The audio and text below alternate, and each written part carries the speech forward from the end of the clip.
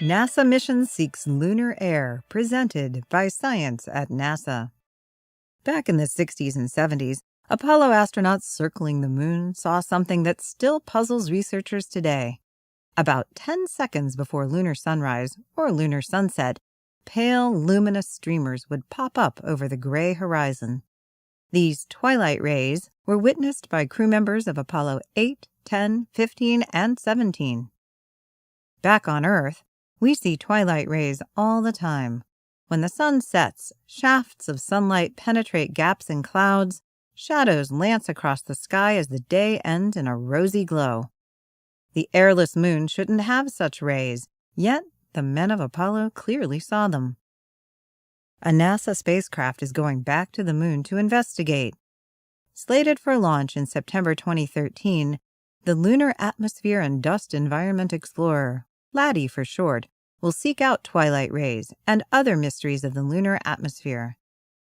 Yes, the moon does have an atmosphere, says Richard Elphick, the project scientist for LADEE at NASA's Ames Research Center. It's just much more tenuous than ours. The moon's atmosphere is so flimsy, about 10 trillion times less dense than Earth's, that a good sneeze would rip through it like a hurricane. Lunar air is a gossamer mix of argon-40, which seeps out of the ground due to radioactive decay in the lunar interior, plus elements such as helium, sodium, and potassium, sputtered off the lunar surface by solar wind and micrometeoroids. None of these gases appear in sufficient quantities, however, to explain the twilight rays. We're missing something, says Elphick. The missing piece might be dust. When sunlight falls on the moon, solar UV radiation electrifies the unprotected topsoil, possibly causing lightweight grains of moon dust to rise off the ground, joining the gases already there. This electrically charged dust may be what the astronauts saw, says Elphick. LADEE's lunar dust experiment will collect and analyze dust in the moon's atmosphere to test this hypothesis. Researchers have a special name for atmospheres as fantastically thin as the moon's, an exosphere. On Earth, molecules in the thick air are constantly bumping into each other, spreading pressure and heat in all directions. In an exosphere, however, molecules are so far apart they rarely collide. Instead of bumping into each other, says Elphick, they bump into the lunar surface. Air molecules coming into contact with the moon's dusty surface are expected to stick briefly before moving on again. Hop and stick, hop and stick.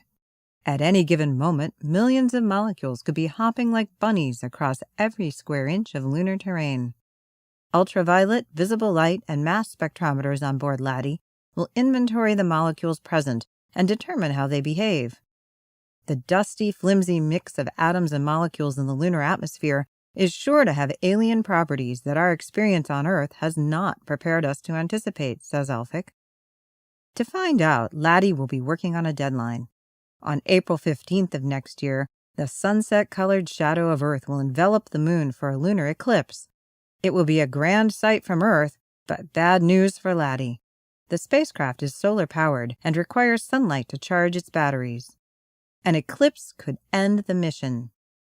The current plan, says Elphick, is, before the eclipse, to guide the spacecraft into the surface of the moon for a final impact that we can study. We'll be taking data until the very end.